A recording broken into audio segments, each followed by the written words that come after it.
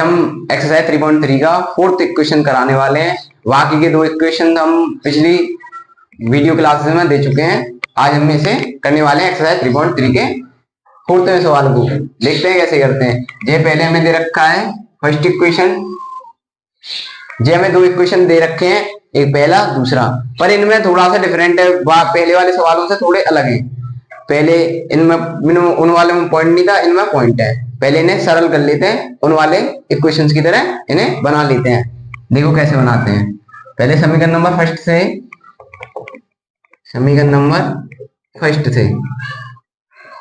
पहले समीकरण number first को सिंपल इक्वेशन में बना लेते हैं, इससे सॉल्व करने में कोई दिक्कत ना हो।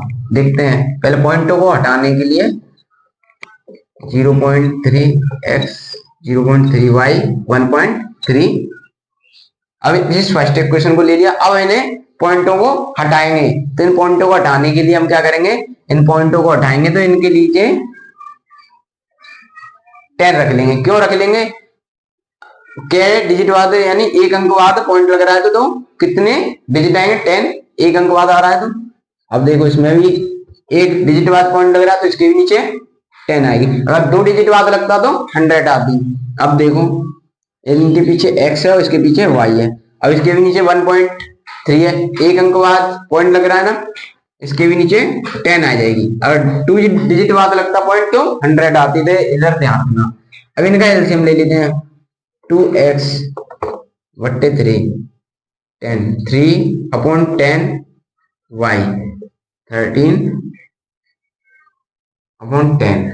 अब यहाँ ये हमारे ऐसे लिख लिया हमने। अब इसका हम लेते हैं एलसीएम।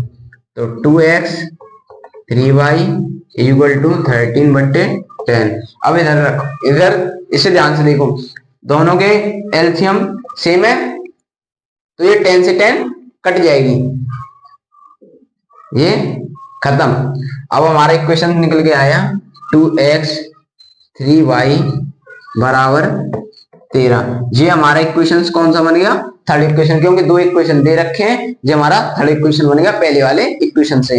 अब इसी प्रकार सेकंड इक्वेशन से फोर्थ इक्वेशन बनाएंगे सिंपल इक्वेशन से। पॉइंटों को खत्म करेंगे, पॉइंटों को हटा के सिंपल इक्वेशन में बनाना है हमें, तो इसी प्रकार करेंगे उसे भी। तो समीकरण नंबर सेकंड से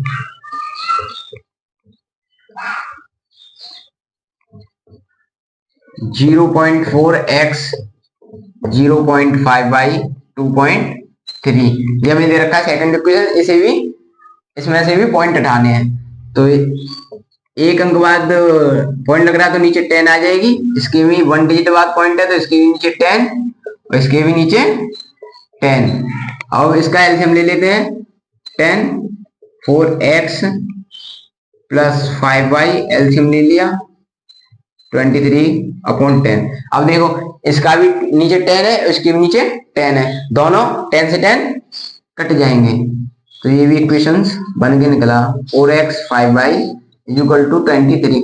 ये इक्वेशंस कौन सा बन गया, फर्स्ट दे रखा है, सेकंड निकला है, हमारा थर्ड भी निकला है। तो थर्ड निकला है तो ये कौन सा इक्वेशन है, ये इक्वेशन नंबर है 4। अब इन्हें प्रतिस्थापन विधि से सॉल्व करेंगे, क्योंकि हमें सिंपल फॉर्म में इक्वेशंस निकल के आगे। अब इन्हें सॉल्व करेंगे। अब आगे कैसे सॉल्व करते हैं अब देखते हैं। अब देखो ये हमारे थर्ड और फोर्थ इक्वेशन निकल के आगे। अब इन्हें प्रतिस्थापन विधि से सॉल्व करते हैं। तो हम सॉल्व करने के लिए सबसे पहले समीकरण नंबर 3 को लेते हैं। समीकरण नंबर 3 से तो समीकरण नंबर 3 हमारा दे रखा है 2x 3y = 13। ये हमारा समीकरण नंबर 3 निकल के आया। तो हम इसे प्रतिस्थापन विधि से करेंगे। तो इससे हम 2x y को 3y को पक्षांतर ट्रांसफर कर देंगे उधर। ये प्लस की है तो किधर किसकी हो जाएगी, माइनस की, 3y और x = 13 - 3y। और ये 2 × में तो नीचे अपॉन में चली जाएगी। तो ये हमारे इक्वेशन निकल के आया। 4 दे रखा है तो ये इक्वेशन कौन सा निकल के आया, फिफ्थ इक्वेशन निकल के आया। इस अब क्या करते हैं, x का मान समीकरण नंबर 4 में प्रतिस्थापित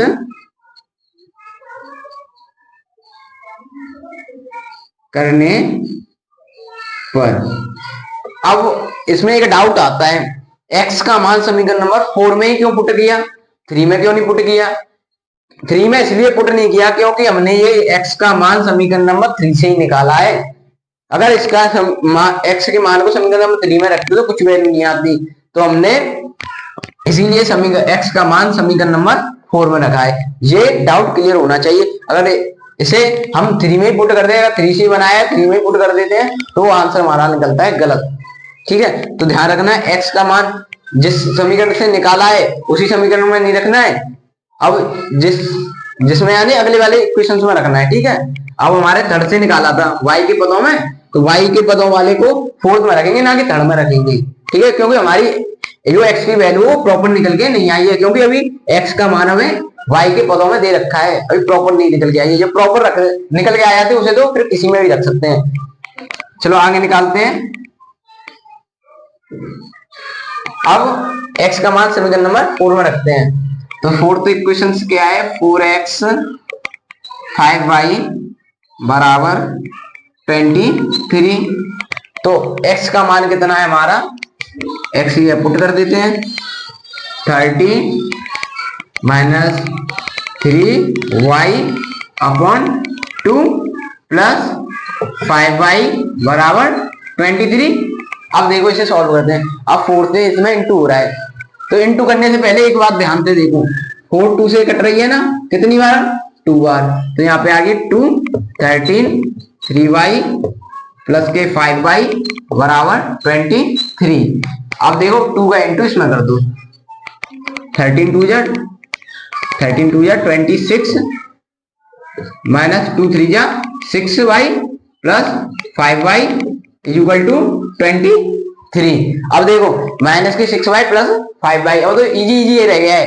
देखो माइनस के 6y और प्लस के 5y घटेंगे, प्लस माइनस के आ जाए तो माइनस के बचेंगे, 26 माइनस के y इक्वल टू 23। अब देखो 26 निकल के आया। एक बात ध्यान रखना, अब ये 26 है और 26 को हम ट्रांसफर करेंगे इधर, तो ये माइनस के y है तो माइनस के y रहेंगे। जब इसे ट्रांसफर कर रहे हैं उसका साइन कैसा हो जाएगा, चेंज हो जाएगा। जब प्लस किया तो कैसा हो जाएगा, माइनस की 23, ये प्लस किया तो क्या हो जाएगा 26, माइनस की हो गई। ठीक है, अब क्या करते हैं, प्लस माइनस घट जाएंगे, माइनस वाई, जो माइनस वाई है ना हमारी, तो वाई को लेनी है तो माइनस की वाई, तो माइनस की वाई रहेगी, जिसे ले जाते हैं उसका साइन चेंज होता है, तो माइनस के ज्यादा है। जब 26 में 23 जाएंगे तो कितने बचेंगे, 3 बचेंगे, 3 तो किसके बचेंगे ज्यादा, 3 माइनस के 3, क्योंकि माइनस की 26 ही तो बड़ी है। अच्छा ये निकल के आ गया, अब ये माइनस से माइनस कैंसिल आउट हो गया, तो वाई की वैल्यू निकल गई 3। अब इस वाई के मान को क्या करेंगे, समीकरण नंबर 5 में रखते हैं, जल्दी से एक्स की वैल्यू निकलने में आसानी होगी। आई का मान समीकरण नंबर 5 में रखने पर ध्यान रखना, x बराबर 13 माइनस 3y अपॉन 2, 13 3। अब इधर देखो गौर से, y की वैल्यू कितनी निकल के आई 3, तो इंटू 3 अपॉन 2, x बराबर 13 माइनस 3 का इंटू करो 9 अपॉन में 2। अब 13 में से 9 जाएंगे तो कितने बचेंगे, 4 बचेंगे, अपॉन में 2 से 4 कितनी बार गया, 2 बार, तो हमारे x की y की वैल्यू निकली 3, x की वैल्यू निकली 2। हमारा हो गया क्वेश्चन कंप्लीट। ऐसे करने होते हैं जी। अब हम एक्सरसाइज 3.3 का 4th सवाल कर चुके हैं, अब एक्सरसाइज 3.3 के 5th सवाल को करेंगे। ये थोड़ा डिफिकल्ट होगा क्योंकि एक पॉइंट वाला था वो तो मैंने करा ही दिया, अब ये रूल वाला है, इसे भी करा देंगे। देखो ये भी कोई ज्यादा डिफिकल्ट नहीं है, करोगे सब आसान है, पढ़ोगे सब आसान है। देखो हमें दे रखा है फर्स्ट इक्वेशन और ये दे रखा है सेकंड इक्वेशन, जैसे करते हो वैसे ही करते जाओ। जैसे प्रतिस्थापन विधि में समीकरण नंबर फर्स्ट से लेते हैं, तो इसमें भी समीकरण नंबर फर्स्ट को ही लेंगे। समीकरण नंबर फर्स्ट से, समीकरण नंबर फर्स्ट से, समीकरण नंबर फर्स्ट से, तो समीकरण नंबर फर्स्ट दे रखा है हमारा √2x plus √3y equal to zero. अब इसी से क्या करते हैं, इसे ट्रांसफर कर देंगे, तो √2x इसे इधर ट्रांसफर करेंगे, √3y x √3y अपॉन √2 हो जाएगा, क्योंकि ये √3y इधर जाएगी तो माइनस की होगी। अब ये √2x इंटू बचा तो डिवाइडेशन में जाएगा, ये हो गया हमारा थर्ड इक्वेशन मान लो। अब x का मान समीकरण नंबर सेकंड में प्रतिस्थापित करने पर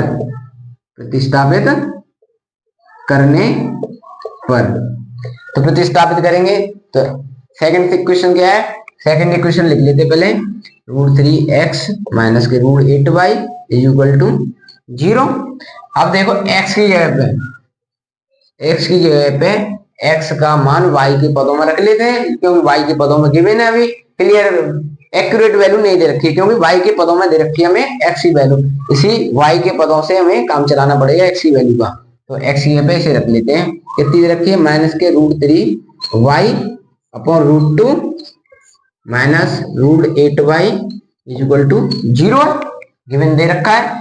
अब मुझे ये बताओ, √3 का इंटू √3 में करेंगे तो कितना आएगा, 3, √3 है वो रूट से बाहर आ जाएगी, तो माइनस है तो माइनस तो रखेंगे, माइनस प्लस माइनस होता है, √3 का इंटू √3 में करेंगे तो कितना आएगा, 3y अपॉन में कितना है, √2 और माइनस √8y। अब यहाँ क्या करते हैं, अब इसका एलसीएम ले लेते हैं, इसके नीचे 1 इसके नीचे √2, हमेशा 1 रहता है सबके नीचे। अब सुनो होता क्या है, अब यहाँ पे हम एलसीएम लेंगे, एलसीएम कितना आएगा, ऊपर कितने माइनस के 3y, नीचे एलसीएम आएगा √2, कितना आएगा, √2 आएगा, ठीक है। अब माइनस √8, यहाँ एलसीएम √2 लिया तो इसका इंटू √8 का इंटू √2 में कर देंगे, इंटू √2 में, और y है इंटू y में, y इक्वल टू 0। अब देखो माइनस के 3y √2 का इंटू √8 में करेंगे तो कितने आएंगे, √60 इंटू y इंटू अपॉन √2, ठीक है। ये √2 अब इधर इंटू में तो डिवाइडेशन में तो इंटू में जाएगी, अब किसी संख्या के इंटू 0 में करते तो क्या होता है, 0 ही आती है, ये तो सभी को पता है, शुरू से पढ़ते आ रहे हैं। तो हमारा माइनस के 3y माइनस के 16 √16y, तो ये इधर इंटू में भेजा तो 0, ठीक है, √2 खत्म, यहाँ से माइनस के 3y और माइनस। अब ये बताओ रूट का मतलब क्या होता है, वर्गमूल निकालना यानी स्क्वायर रूट, और 16 का स्क्वायर रूट कितना होता है, वर्गमूल कितना होता है, 4, और जो y दे रखा है y 0। अब -3 माइनस 4 तो माइनस के 7y इक्वल टू 0, तो y की वैल्यू आएगी 0, ठीक है, y की वैल्यू कितनी आएगी हमारी 0। अब y का मान समीकरण नंबर थर्ड में रखने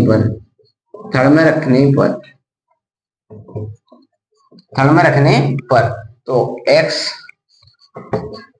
माइनस √3y अपॉन √2 तो माइनस √3y की वैल्यू कितनी 0 अपॉन √2। अब किसी संख्या के इंटू 0 में करते तो कितनी आती है 0, तो x की वैल्यू कितनी निकल के आई 0, अतः हमारे पास y की वैल्यू 0, x की वैल्यू 0 निकल के आएगी। ये आंसर सॉल्व हो चुका है। चैनल को लाइक करें, सब्सक्राइब करें, अगर पसंद है तो ज्यादा से ज्यादा लोगों के पास शेयर भी करें।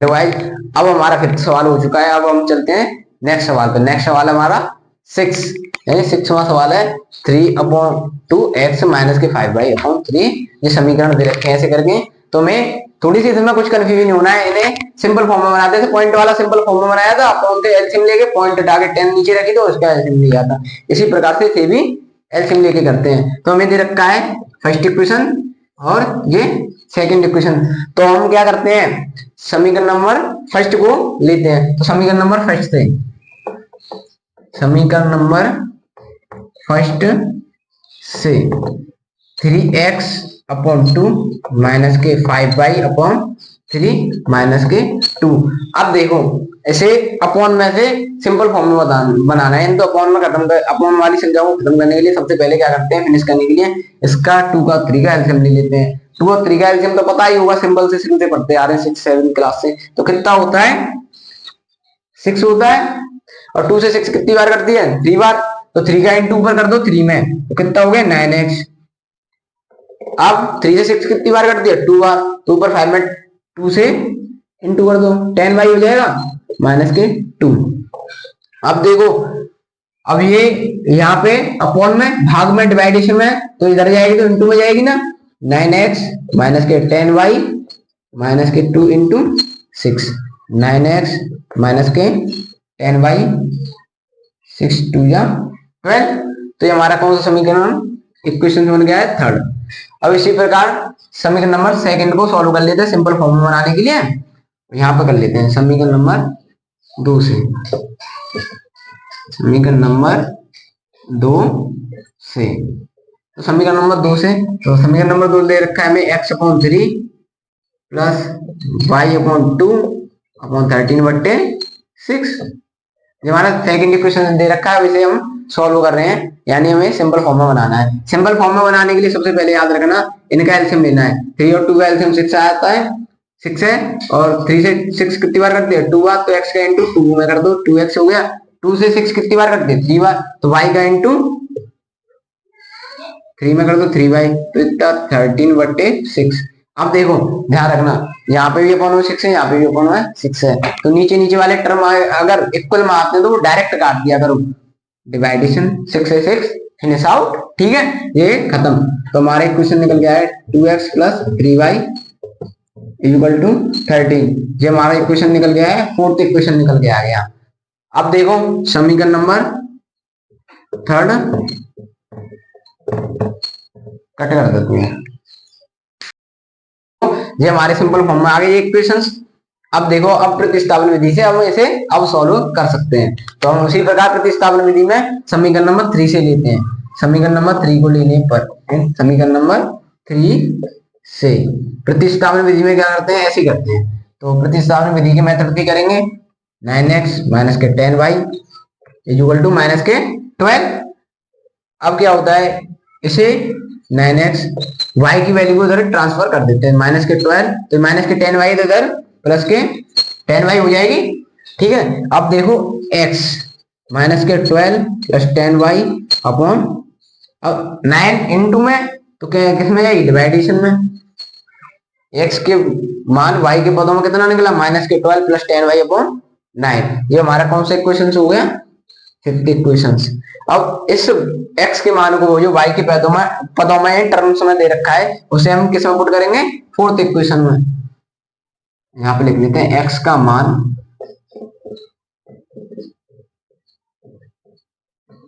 समीकरण नंबर फोर्थ में प्रतिस्थापित करने पर, प्रतिस्थापित करने पर, ठीक है। फोर्थ इक्वेशन दे रखा है 2x 3y इक्वल टू 13। अब देखते हैं क्या करते हैं, जो x की वैल्यू दे रखी है ये वाली उसे x की जगह पे पुट कर देते हैं 2, तो माइनस के 12 प्लस के 10y upon 9 plus 3y equal to 13, ठीक है। अब इसका 2 का इंटू कर देते हैं ऊपर वाले डिजिटों में, पहले 12 में फिर 10 में, तो 12 में करेंगे तो माइनस के 24 और 10 में करेंगे तो 20y अपॉन में 9 प्लस 3y इक्वल टू 13 हो गया। अब देखते हैं, अब इसका ये 9 इसके नीचे पर इसके नीचे नहीं है, अब इसके नीचे लेने के लिए पूरे में एलसीएम ले लेंगे, तो माइनस के 24 प्लस 20y, जब एलसीएम लेंगे तो इसमें 9 का इंटू हो जाए 3 में, तो कितने आएंगे 3 9 या 27y इक्वल टू 13। अब देखो माइनस के 24 माइनस के 24 प्लस के 20y और प्लस के 27y कितने हो जाएंगे जोड़ के, माइनस के 47y 13 अपॉन में 9 माइनस के 24 प्लस 47y, अब ये 9 इंटू में डिवाइडेशन में तो इंटू में जाएगी, 13 इंटू 9 माइनस के 24 प्लस के 47y कितने होंगे 39 या 70 170, ठीक है इतना हो गया। अब इस 24 को इधर ट्रांसफर करेंगे, माइनस के 24 प्लस 47y बराबर 117 आ गया हमारा इतना आंसर। अब इसे सॉल्व करते हैं आगे, तो माइनस के 24 यहाँ पे लिख लेते हैं और प्लस 47y इक्वल टू 170 आया। अब देखो इसका ट्रांसफर करते हैं 170, तो माइनस के 24 है इधर ले जाएंगे तो माइनस के किसके हो जाएंगे प्लस के 24, तो 47y, तो इसे 170 और 24 ऐड करेंगे तो कितने होंगे 141, ठीक है। y 141 डिवाइडेशन में जाएगी, ये इंटू में तो किस में जाएगी 47 में, 47 इंटू में, वो इंटू में तो डिवाइडेशन में जाएगी। अब देखो 141 47 से कितनी बार कट रही है 3 बार। अब y का मान हमारे पास निकल के आ चुका है, इस y के मान को समीकरण नंबर 5 में रखेंगे, तो y का मान समीकरण नंबर 5 में रखने पर, 5th समीकरण हमारा क्या दे रखा था, x बराबर माइनस के 12 प्लस 10y अपॉन 9 ये दे रखा था। इसमें हम y की वैल्यू पुट कर लेते हैं, माइनस के 12 प्लस 10 इंटू y की वैल्यू 3 अपॉन में 9, तो माइनस के 12 प्लस 30 अपॉन 9। अब देखो माइनस के 12 यानी माइनस प्लस से घट जाएंगे, कितने बचेंगे इसमें से घटा दो, इक्वल टू 8 और यहाँ पे 1 और यहाँ 9, तो 9 से 18 कितनी बार गया 2 बार, तो x की वैल्यू कितनी निकल गई 2, तो हमारे पास x और y का मान निकल के आ गया, x की वैल्यू है 2 और y की वैल्यू है 3। ये हो गया हमारा सवाल।